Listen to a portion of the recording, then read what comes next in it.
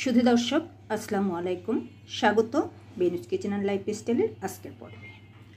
আজকে আমি পিজার একটি রেসিপি আপনাদের সাথে শেয়ার করব। সব সময় ইস্ট দিয়ে ডো তৈরি করে পিজা করা সম্ভব হয় না, তাই ঘরে যদি কিছু উপকরণ থাকে খুব সহজেই এই পিজাটি আপনারা তৈরি করে নিতে পারবেন। তো এই পিজাটি তৈরি করতে আমার যা যা উপকরণ প্রয়োজন হবে তা নিয়ে নিয়েছি।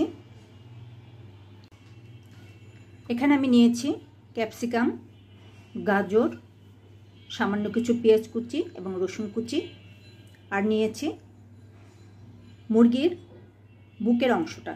এটা আমি আদা রসুন পেস্ট, সামান্য গোলমরিচের গুঁড়া, লবণ দিয়ে সেদ্ধ করে নিয়েছি, সেদ্ধ করে টুকরো করে কেটে নিয়েছি।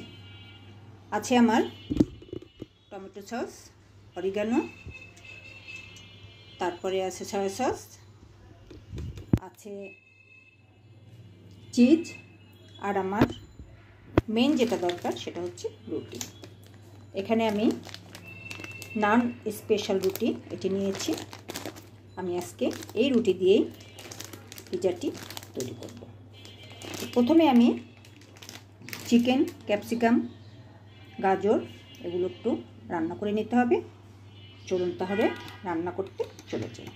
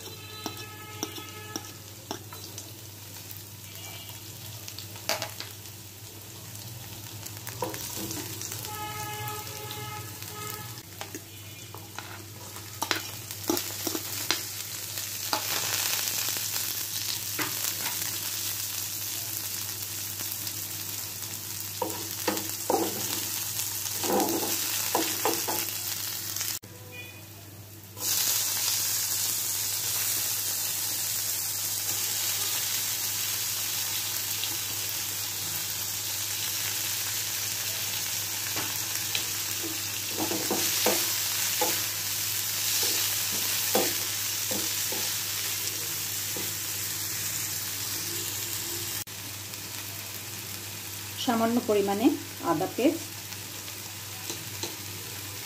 রসুন পেস্ট,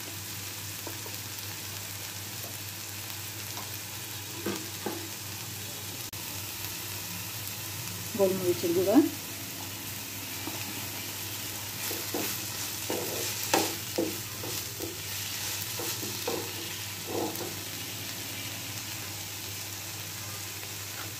দিয়ে দিচ্ছি চিকেন,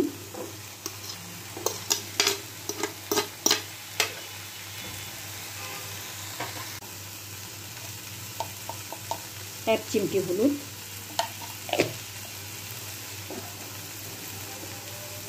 সামান্য পানি,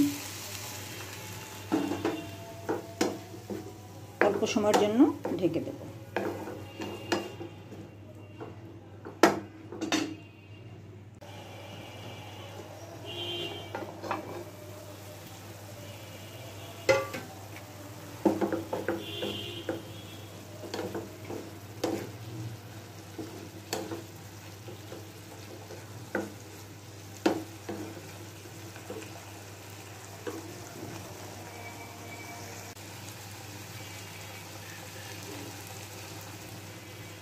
সামান্য সয়া সস,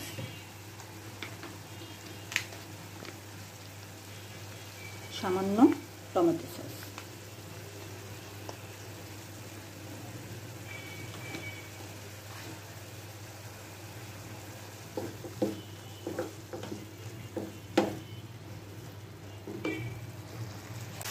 আধা চামচ অরিগানো।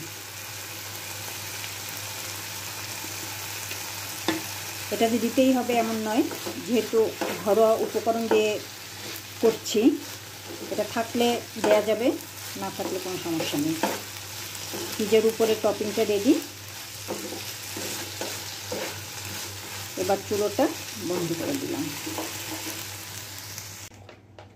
এবার আমি পিজাগুলো সাজিয়ে নেব। রুটিটা আমি এই দিকটা না করে এই দিকটায় করব।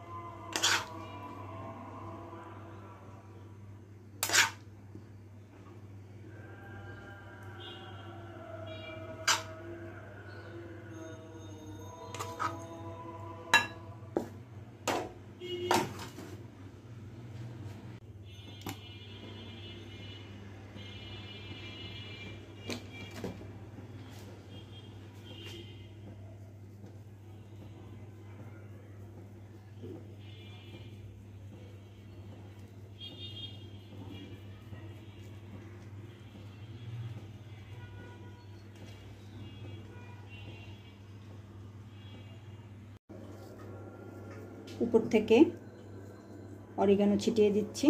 তারপর মাইক্রোওয়েভ ওভেনে 1 মিনিট করে বেক করে নেব।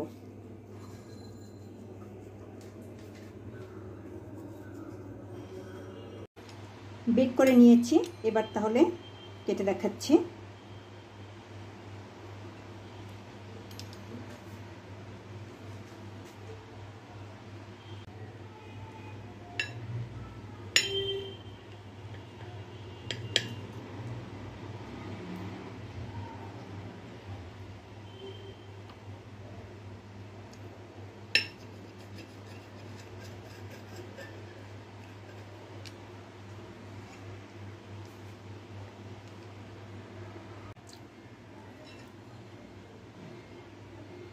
কত সহজভাবে হয়ে গেল পিৎজা।